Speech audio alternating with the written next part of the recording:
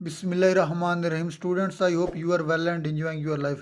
Students, हमने जो chapter 16 का इंट्रोडक्शन लास्ट टॉपिक में हमने ब्रीफली डिस्कस किया था कि किस तरह स्पोर्ट्स एंड मूवमेंट्स प्लांट्स और एनिमल में किस तरह होती है, उसका जो स्टार्टिंग पॉइंट्स है वो हमने लास्ट टॉपिक में वन बाय वन डिस्कस किया था। आज जो हमने डिस्कस करना है वो करना स्पोर्ट्स इन प्लांट्स, कि किस तरह प्लांट्स के अंदर कौन कौन से ऑर्गन्स, कौन कौन से टिश्यूज़, कौन कौन से सेल्स इन्वॉल्व होते हैं स्पोर्ट्स में, कि किस तरह प्लांट्स अपने आप को स्पोर्ट्स प्रोवाइड करते हैं और किस तरह एक प्लांट्स सीधा रह सकता है, क्यों कौन से टिश्यूज़, कौन से सेल्स उसे सपोर्ट करते हैं ताकि वो अपने आप को स्ट्रॉन्ग, अपने आप को टर्जिट कर सके। तो आज जो हमने करना स्पोर्ट्स इन प्लांट्स, यानी कि प्लांट्स के अंदर जो सबसे बड़ा ऑर्गन जो स्पोर्टिंग के लिहाज से माना जाता है वो स्टेम। जो स्टेम होता है वो सिर्फ सपोर्टिंग प्रोवाइड नहीं करता, बल्कि हम उससे कह सकते हैं वो एज एन ट्रांसपोर्टिंग ऑर्गन्स भी है। यानी कि रूट से जो मटेरियल्स है उन्होंने एरियर पार्ट्स तक पहुंचाने में भी plants as an stem as an involve होता है। तो स्टेम सपोर्टिंग के साथ साथ ट्रांसपोर्टिंग ऑर्गन्स भी कहलाएगा। तो जो सपोर्ट इन प्लांट्स है, stem as an supporting organ, जो स्टेम है सबसे बड़ा सपोर्टिंग ऑर्गन है। किस तरह it provide to support provide करता है, और सपोर्ट के साथ साथ ये क्या करता है, act as an supply line, यानी कि रूट से एरियल पार्ट्स तक जितने भी कोई मटेरियल, वाटर, साल्ट्स वगैरह, मिनरल्स वगैरह उनको प्रोवाइड करता है स्टेम के ज़रिए between aerial parts and roots.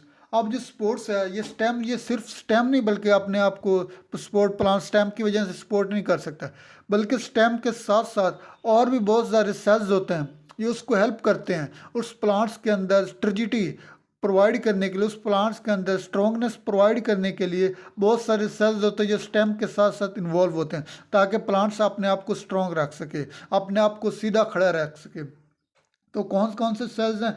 सबसे पहले जो सेल्स है वो ट्रजर प्रेशर है।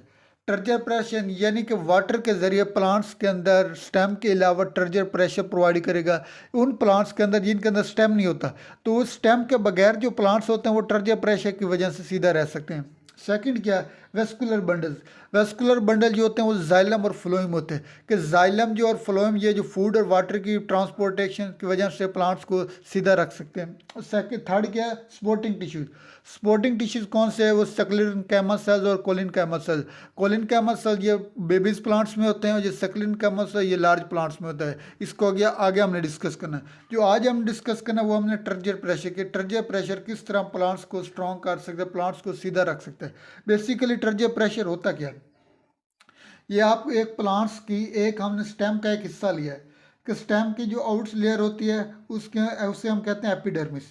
एपिडर्मिस से बाहर कोर होते हैं। एपिडर्मिस से नीचे होती है कोर्टेक्स, कोर्टेक्स से नीचे होती है एंडो एपिडर्मिस, और एंडो एपिडर्मिस से नीचे होते हैं फ्लोएम, फ्लोएम से नीचे होते हैं जाइलम, और जाइलम के आगे पिथ यानी कि सेंट्रल पॉइंट। जो सॉफ्ट टिश्यूज होते हैं वो होते हैं एपिडर्मिस, कोर्टेक्स, एंडो एपिडर्मिस और पिथ। ये चार जो होते हैं ये होते हैं सॉफ्ट सेल्स, जबकि जो फ्लोएम और जाइलम ये स्ट्रॉन्ग सेल्स होते हैं। इन चार सेल्स के अंदर वाटर को या अपने अंदर वाटर को ऑब्जर्व करेंगे, वाटर इनके अंदर ऑस्मोसिस की वजह से इंटर होगा और एक प्रेशर प्रोवाइड करेगा, और जो प्रेशर वाटर की वजह से होगी इसे हम हाइड्रोस्टैटिक प्रेशर भी कहेंगे और ट्रजर प्रेशर भी कहेंगे। The living cells of epidermis, जबकि आपकी बुक में है वो सिर्फ इतना लिखा है कि internal hydrostatic pressure of plants is called turgor pressure. यहाँ आपको ब्रीफली बता रहा हूँ कि जो the living cells of epidermis, living cells कौन से? Epidermis, cortex, endodermis and pith take in water by osmosis. इनके अंदर वाटर ऑस्मोसिस के जरिए इंटर होता है और क्या करता है? इंटरनल हाइड्रोस्टैटिक प्रेशर जनरेट होता है। जब वाटर इंटर हो गया तो वाटर की वजह से एक प्रेशर जनरेट होता है जिसे हम हाइड्रोस्टैटिक प्रेशर भी कहते हैं और ट्रजर प्रेशर भी कहते हैं। अब इसका फंक्शन क्या है? It keep the cells turgid. Cells को क्या करता है? स्ट्रॉन्ग रखता है, टर्जित रखता है। और टर्जिट के साथ साथ क्या करता है? And resist from the bending. जब प्लांट्स के अंदर टर्जिटी होगी, जब हम इसे स्ट्रॉन्ग रख सकते हैं। तो अगर इसके हमने ये जो आप पेंसिल देख रहे हैं, अगर मैंने इसे सीधा रखा है तो किस वजह से? मेरे हाथ क्या करने से स्ट्रॉन्ग है। अगर मैं अपना हाथ छोड़ दूँ ये क्या गिर गया, बेंड हो गया। तो जब प्लांट्स के अंदर अगर टर्जिटी नहीं होगी तो प्लांट्स क्या होंगे? उसके जो स्टेम होते हैं क्या होंगे? उसके टर्जिटी ना होगे, प्लांट्स क्या होंगे? बेंड होंगे, और बेंड होने के साथ साथ क्या हो जाएंगे? वाइल्ट हो जाएंगे, मुरझा जाएंगे। अब जो ट्रजर प्रेशर ये सबसे ज़्यादा इंपॉर्टेंट उनमें हर्बिशियस प्लांट। हर्बिशियस प्लांट्स ऐसे प्लांट्स जिनमें स्टेम नहीं होता, और स्टेम ना होने की वजह से ये प्लांट्स सीधे रहते हैं। किस वजह से? ट्रजर प्रेशर या हाइड्रोस्टैटिक प्रेशर की वजह से। अब ये जो टर्जिया प्रेशर है इसको मेंटेन किस तरह रख सकता है, यानी कि प्लांट्स अपने आप अंदर हाइड्रोस्टैटिक प्रेशर किस तरह मेंटेन रखता है, क्या ऐसी वजह हैं जो अगर उसके अंदर प्रेशर हो जिसकी वजह से वो मेंटेन रख सकते हैं, या कौन से ऐसी काजेज है जिसकी वजह से वो अपने अंदर वाटर को लॉस कर सकता है। सबसे पहला काजेज क्या है, काजेज क्या है कि वाटर जो होता है एक्जोस्मोसिस की वजह से प्लांट से रिमूव हो जाता है। जब पानी वाटर जो होता है प्लांट्स की बॉडी से रिमूव होगा तो प्रेशर तो प्रोवाइड नहीं होगा। जब प्रेशर प्लांट्स के अंदर प्रोवाइड नहीं होगा तो टर्जिया प्रेशर नहीं बनेगा, तो जो प्लांट्स क्या होगा वो उसके डेल हो जाएंगे, वेल्ट हो जाएंगे, मुरझा जाएंगे। तो इस प्रेशर को मेंटेन करने के लिए क्या होगा, हमने जो चैप्टर 15 में ब्रीफली डिस्कस किया कि जिधर भी साल्ट की मूवमेंट होती है कि साल्ट की मूवमेंट्स के साथ साथ वाटर जाता है। यानी कि अगर यहाँ हम ले लें, ये अगर सेल है, सेल के अगर इनसाइड साल्ट मूव हो तो साल्ट के साथ क्या होगा, वाटर मूव होंगे, साल्ट के साथ क्या होगा, वाटर मूव होगा। अगर salt outside the cell move हो तो वाटर सेल से आउटसाइड मूव होगा। इसी तरह जो वैक्यूल है, बेसिकली जो प्लांट्स के अंदर जो स्टोरेज ऑर्गन्स है वो वैक्यूल है, और वैक्यूल के अंदर जो प्लांट्स का ज़्यादातर जो वाटर होता है वैक्यूल के अंदर स्टोर होता है। तो जो ये टर्जिया प्रेशर है ये वैक्यूल के अंदर जनरेट होता है। अब वैक्यूल के अंदर किस तरह जनरेट होता है, जो वैक्यूल्स के अंदर टोनोप्लास्ट मेम्ब्रेन होती है वो मेम्ब्रेन्स क्या करते हैं, as an active transport system work करते हैं।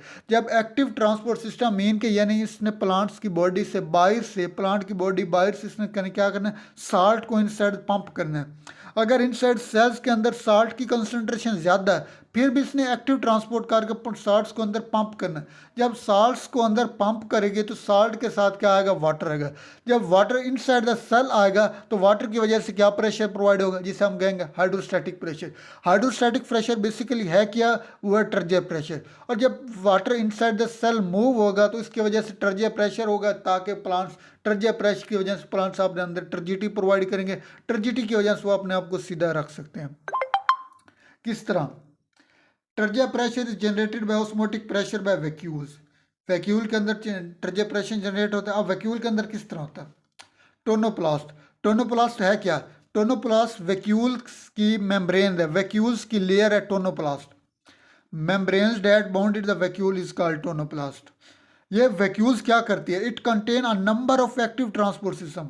ये वैक्यूल के अंदर क्या होंगे, एक्टिव ट्रांसपोर्ट सिस्टम के एक नंबर होंगे, बहुत ज़्यादा एक्टिव ट्रांसपोर्ट सिस्टम बनाया गया। अब एक्टिव ट्रांसपोर्ट सिस्टम का काम क्या है, this system pumps ions into vacuolar component.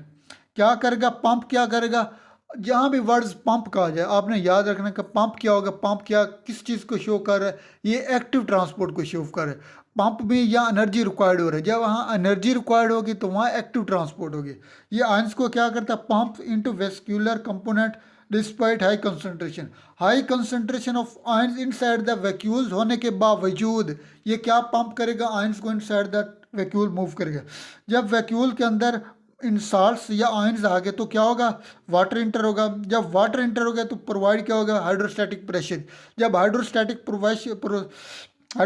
Pressure provide होगा तो उसके साथ क्या होगा, ट्रिजिडिटी ऑफ द सेल्स प्रोवाइड होगी। जब ट्रिजिडिटी ऑफ द सेल्स प्रोवाइड हो गया तो प्लांट्स अपने आप को सीधा रख सकता है।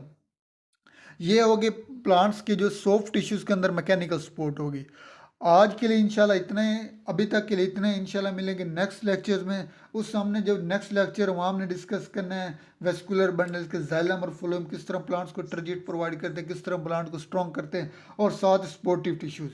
तो अभी तक के लिए इतना, इंशाल्लाह मिलेंगे नेक्स्ट वीडियो में। तब तक के लिए अल्लाह हाफिज़।